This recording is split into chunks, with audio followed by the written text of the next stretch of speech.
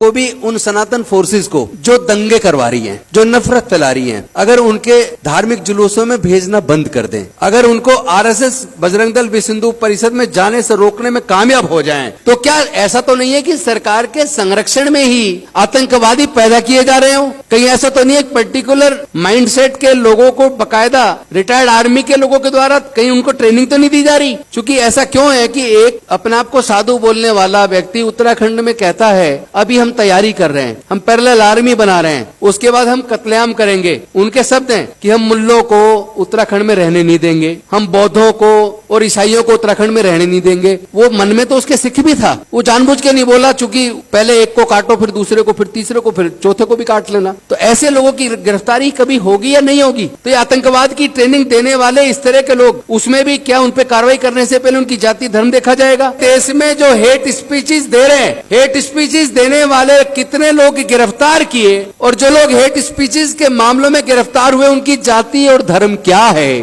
तो आपको समझ आएगा कि जो केंद्र में सत्ता में बैठी पार्टी है उसके नेता सबसे ज्यादा हेट स्पीचेस खुलेआम दे रहे हैं। गेरुए कलर के कपड़े पहन के उनके सो कॉल्ड साधु खुलेआम भारत से मुसलमानों को, क्रिश्चियंस को और बौद्धों को कत्लेआम करने की बात खुलेआम बोल रहे हैं। तो उन लोगों पे हेट स्पीचेस का मुकदमा दर्ज करके उनको गिरफ्तार क्यों नहीं किया जा रहा? जितने रिलीजियस प्रोसेशंस निकलते हैं, धार्मिक यात्राएं निकलती हैं, उसके अंदर औजार हथियार ले जाकर लोगों को भयभीत करने की इजाजत कौन दे रहा है? कौन कौन सी सरकारों में इस तरह के जुलूस निकल रहे हैं? कौन सा पुलिस प्रशासन है जो उनको इजाजत देता है? और वहां तलवारें, नंगी तलवारें लहराने पर, तमंचे लेकर लहराने पर उनके खिलाफ मुकदमा दर्ज क्यों नहीं हो रहा? अभी कांवड़ियों के द्वारा पीलीभीत के अंदर, कल ही समाचार, भारत समाचार की न्यूज है, कांवड़ियों के द्वारा 5051 बाइक पे एक यात्रा निकाली गई, और यात्रा जो लोग निकाल रहे थे उनके हाथों में तलवार और तमंचे लेकर वो निकाली, तो उनमें कितने मुकदमे दर्ज हुए, कितने लोग गिरफ्तार हुए? मैं पूछना चाहता हूं, जितने भी दंगे होते हैं, दंगे करने वाले लोगों की कभी जाति पे चर्चा कर लीजिए, उनकी जाति क्या है, कौन उनका इस्तेमाल कर रहा है? धार्मिक जुलूसों में जो लोग हाथों में औजार हथियार लहराते हैं उनको आइडेंटिफाई कर लीजिए, उनकी जाति क्या है और वो किसके इशारे पे काम कर रहे हैं। खासतौर पर मैं मुस्लिमों को कहूंगा, आपको बुरा लगे तो लग जाए भाई, मुझे तो कहना है, आप लोग अपनी महिलाओं को इस आंदोलन में शामिल कब करेंगे?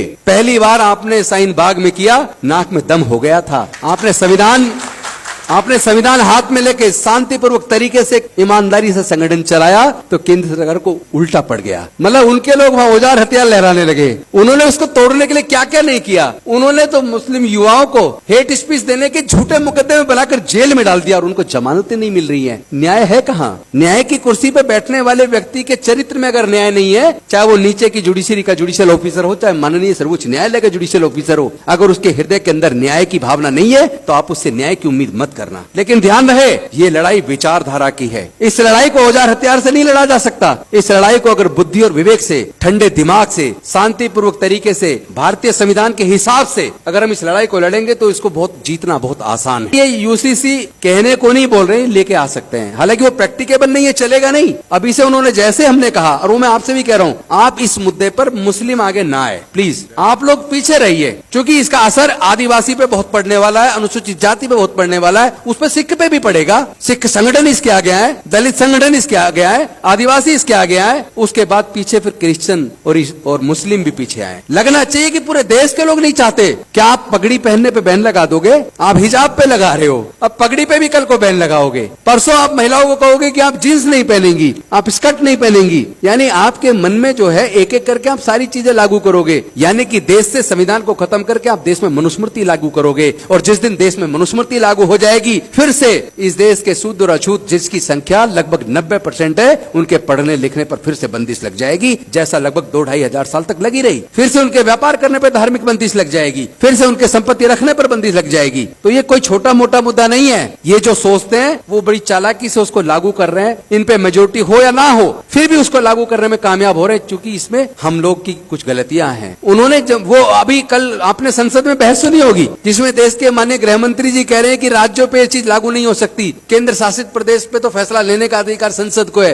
लेकिन राज्यों के मामलों में नहीं ले सकते। मैं पूछना चाहता हूँ, जम्मू एंड कश्मीर को आपने यूटी बनाया ना, तो तब पूरे देश की पार्टियां चुप क्यों रही? तब विरोध क्यों नहीं किया? आपने क्यों नहीं सोचा कि अगर वो J&K को यूटी बना सकते हैं तो किसी भी राज्य को वो इसी तरह अध्यादेश लाकर यूटी बना सकते? लेकिन इसके लिए जरूरत है पहले तो समस्या को समझने की। अगर समस्या को ढंग से समझेंगे नहीं तो उसका इलाज करना आसान नहीं होगा। दर्द आपका भी है, एक हमारा भी वही दर्द है, आपका भी वही दर्द है, लेकिन दवाइयां अलग अलग ले रहे हैं। तो दवाइयां सब अलग अलग लेंगे तो इलाज तो होने वाला नहीं है। वो लोग बहुत ही रणनीतिक तरीके से हमारी हत्याएं कर रहे हैं। हत्या केवल वो नहीं होती कि उन्होंने आपको मार दिया और आपको सांस लेना बंद हो गया और आपको क्रीमेट कर दिया। हत्या वो दूसरे तरीके से कर रहे हैं आज। जैसे उन्होंने एजुकेशन को इतना महंगा कर दिया कि देश में 90% लोग आने वाले समय में एजुकेशन नहीं ले पाएंगे, वो खर्चा उठा ही नहीं पाएंगे एजुकेशन का। और 12वीं तक पढ़ा भी लिया तो कम से कम जो ग्रेजुएशन में, हायर एजुकेशन में, और उसमें भी जो प्रोफेशनल एजुकेशन है, उसका खर्चा इतना महंगा कर चुके कि भारत में 90% से ज्यादा लोग उस एजुकेशन का खर्चा उठाने में सक्षम नहीं है। उनके परिवारों में इतनी आमदनी नहीं है। दूसरी तरफ उन्होंने इलाज को इतना महंगा कर दिया कि आप अगर गंभीर बीमार हो जाएं तो पैसे के अभाव में आप इलाज नहीं करा पाएंगे, आपका मरना तय है। देश के अंदर न्यायालय हो, चाहे वो सर्वोच्च न्यायालय हो, चाहे उच्च न्यायालय हो, चाहे हायर जुडिशरी हो, चाहे लोअर जुडिशरी हो, या इसके साथ साथ बाकी जो क्षेत्र हैं, आर्मी हुआ, पुलिस हुआ, ब्यूरोक्रेसी हुई, या तमाम तरह की जो शासन की अलग अलग जो किस्में हैं, उसमें उन्होंने उसको भी पोलराइज कर दिया। उसमें भी इतना जहर घोल दिया कि वहां भी आपको न्याय देने से पहले आपकी जाति और धर्म को देखा जाता है। अगर न्याय देने वाला व्यक्ति, न्याय केवल कोर्ट के माध्यम से नहीं होता बल्कि प्रशासन के माध्यम से भी न्याय होता है, तो न्याय देने वाला व्यक्ति अगर मन में यह तय कर ले कि मुझे न्याय केवल पर्टिकुलर धर्म में से भी पर्टिकुलर जातियों को देना है, इसका मतलब वो केवल 12% लोगों को सब कुछ देना चाहते हैं। देश के प्राकृतिक संसाधनों पर भी 10 से 12% लोगों का कब्जा है। देश की हाई कोर्ट, सुप्रीम कोर्ट पर भी 12% का कब्जा है। देश के सारे संसाधनों पर 12% का कब्जा है। और उसमें भी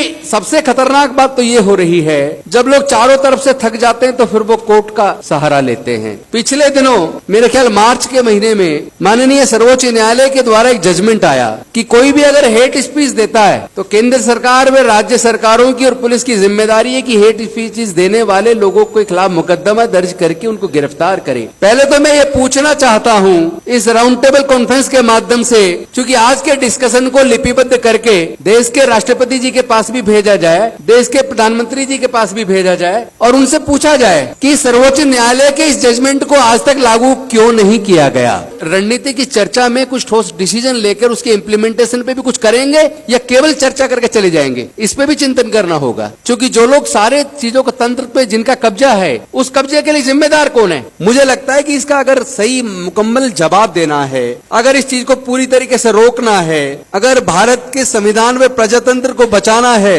तो इस मीटिंग में केवल माइनॉरिटीज को बुलाना उचित नहीं है। इसमें SC, ST और OBC के प्रतिनिधियों को भी बुलाना बहुत ज्यादा जरूरी है। क्योंकि इन सारे धार्मिक जुलूसों में जो लोग औजार हथियार लहराते हैं, जिनका दंगों में इस्तेमाल किया जाता है और दंगे के बाद जो जेल जाते हैं और जो बर्बाद होते हैं, आप अगर उसका आंकड़ा उठाकर देखेंगे तो 90% से ज्यादा उसमें SC, ST और OBC के युवा मिलेंगे। तो पहले तो ये आंकड़ा देख लीजिए कि भाई SC, ST, OBC माइनॉरिटीज की पॉपुलेशन क्या है। जैसा आप बता रहे थे कि भाई 20% माइनॉरिटीज के लोग हैं, तो क्या 20% में 17% को भी हम एकजुट कर सकते हैं? पहला सवाल। अगर हमने 20 में से 17 को एकजुट कर लिया कि ये 17% लोग अब इस देश के संविधान और प्रजातंत्र को बचाने के लिए एकजुट होकर एक राय से काम करेंगे मिलकर। SC और ST दोनों को अगर जोड़ लिया जाए तो इनकी जनसंख्या कम से कम 28% है। इस 28% में से 20% भी अगर ऐसी फोर्सेस का साथ देना बंद कर दे, हम उनको रोक पाए कि हमारे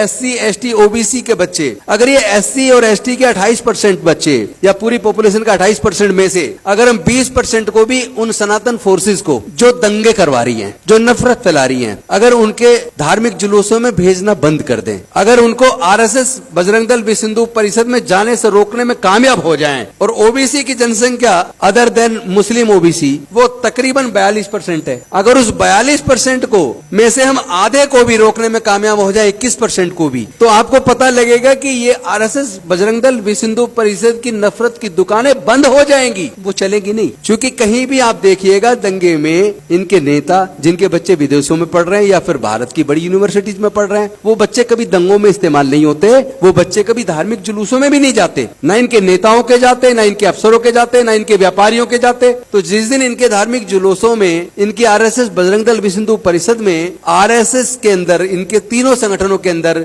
SC, ST और OBC के लोग जाना बंद कर देंगे।